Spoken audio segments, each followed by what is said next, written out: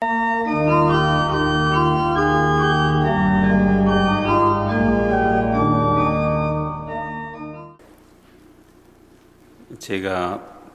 항상 매년 8일 침묵 피정을 합니다. 한 10여 년 전에 피정을 할 때 그 피정 지도 신부님이 피정 중간에 모든 피정하는 사람들한테 백지 수표를 하나 줬어요. 그러면서 하시는 말씀이 주님이 당신께 청하는 것을 봉헌하시오, 그렇게 얘기를 했습니다. 당신이 주님께 봉헌하고 싶은 것을 거기다 적으라는 것이 아니고 주님께서 무엇을 당신에게 원하는지 그거를 여쭤보고 그 다음에 바치고 싶으면은 그 백지수표에다가 써서 바치시라고 그렇게 얘기를 했어요. 완전히 틀린 거죠. 내가 원하는 걸 바치는 거하고 주님이 원하는 거를 내가 동의해서 바치는 거하고 틀리죠. 그래서 제가 성체 앞에 가서 여쭙습니다. 성체가 보통 성체 조배가 아침 2시간, 오후에 2시간씩 있었어요. 그래서 성체 앞에 가서 주님께 당신이 저한테 바라는 것이 무엇입니까? 하고 여쭙더니 아무런 대답이 없으세요.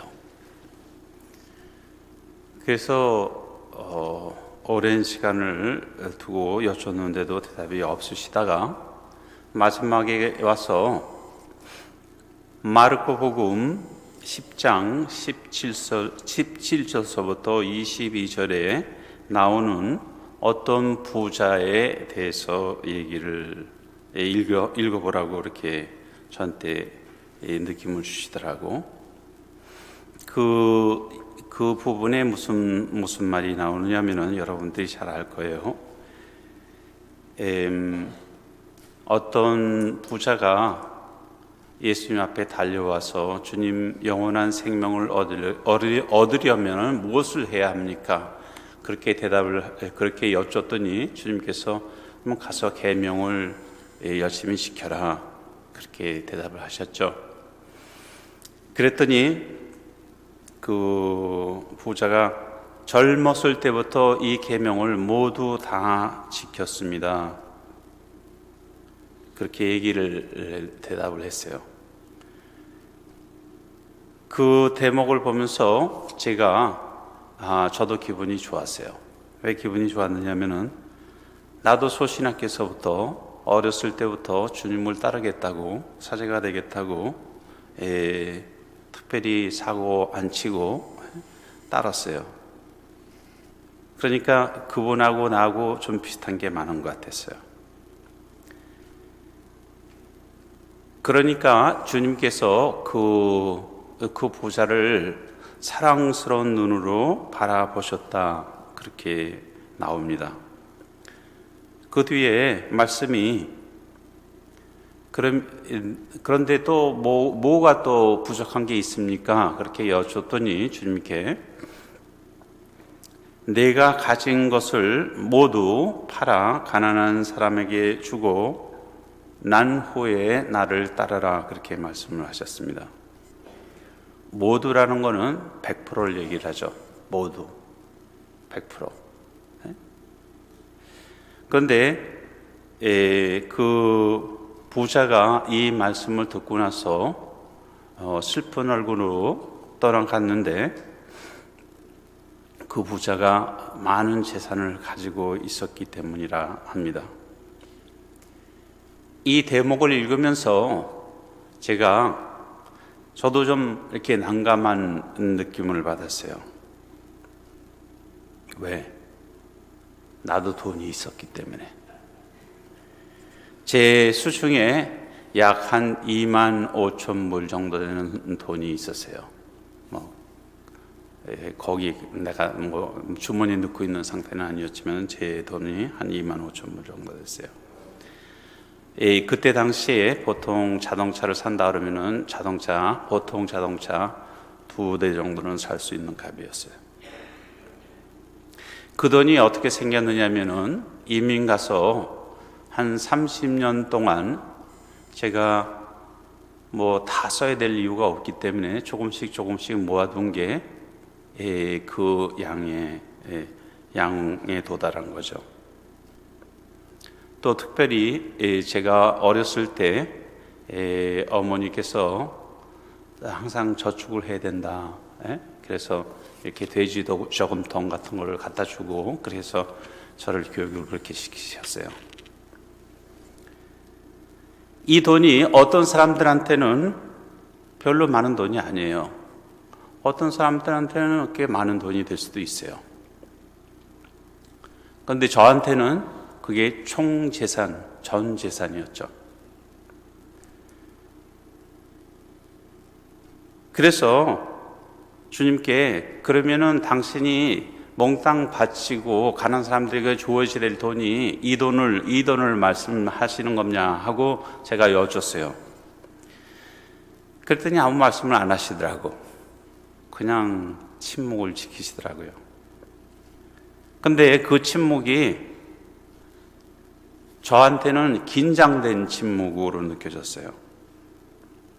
그래서 그분만 바라보고 또 그분은 조용히 또 사랑스러운 눈으로 저를 바라보고 계셨습니다.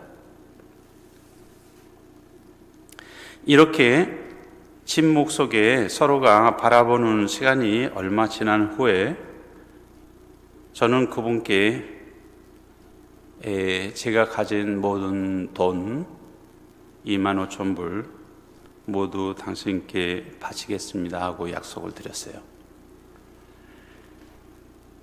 그분의 눈길, 저를 사랑하시는 눈길이 저의 마음을 움직였던 것입니다. 그래서 그 수표에 제 모든 금액을 적고 사인을 해서 제대에 봉헌했습니다. 그 후 저를 동반하시는 피정영적 지도 신부님께 이 말씀을 드릴 때 제가 눈물을 흘렸습니다. 감동의 눈물이었죠. 기쁨의 눈물이었습니다. 묶어놓았던 끈에서 풀려나온 새처럼 하늘을 날듯이 가볍고 기뻤습니다. 제가 30년 동안 모아놓았던 이 재산에서 그때 풀려나지 않았더라면 어쩌면 죽을 때까지도 이 묶임에서 해방되지 못할 뻔한 것을 생각하고 너무나 기쁘고 행복하였습니다. 이렇게 주님의 말씀이 나를 해방시키셨다는 것을 여러분들 앞에서 증언합니다. 또 그분의 조용히 나를 사랑스럽게 바라보시는 그 시선이 내 마음을 움직였다는 것도 증언을 합니다. 이 사건이 있은 후에 두 가지의 큰 열매를 제가 체험했습니다. 첫 번째로 이 첫 매듭이 풀린 후에 연속 다른 매듭도 풀리고 시간과 더불어 주님께서 나를 더 자유롭게 당신을 따르게 하시는 것을 느꼈습니다. 예를 들어서 지금 여러분들 앞에서 주저함 없이 주님의 기쁜 소식, 그분의 살아있는 말씀을 모든 사람들에게 전할 수 있는 자유를 주셨습니다. 두 번째로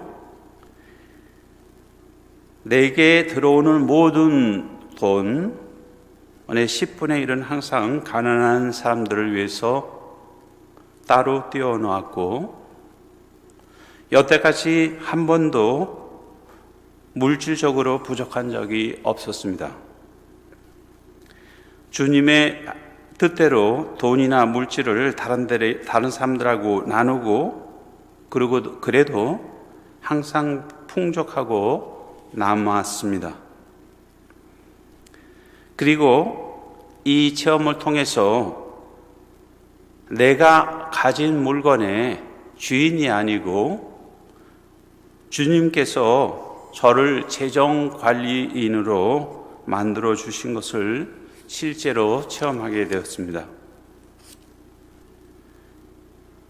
미래 걱정, 물질 걱정이 모두 사라졌는데, 이는 제 아빠가 이 세상 모든 은행의 주인보다 훨씬 더 부자신 우주의 주인님이심을 체험하게 된 것입니다.